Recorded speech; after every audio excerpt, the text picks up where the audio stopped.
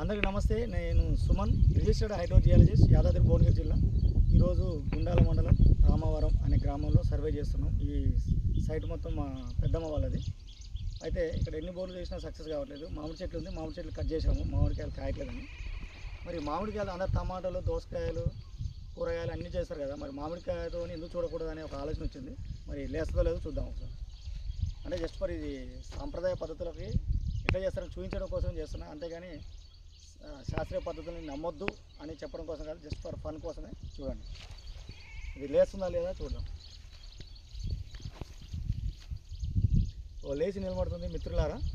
మరి ఇది లేచి నిలబడినంత మాత్రాన ఫుల్ వాటర్ ఉన్నట్ట లేనట్ట అనేది నాకు తెలియదు.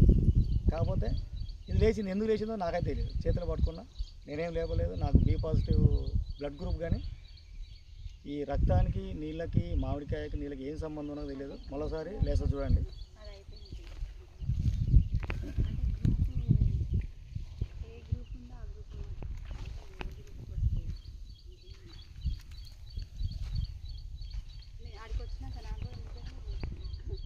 ఇలా లేచి పడుతుంది.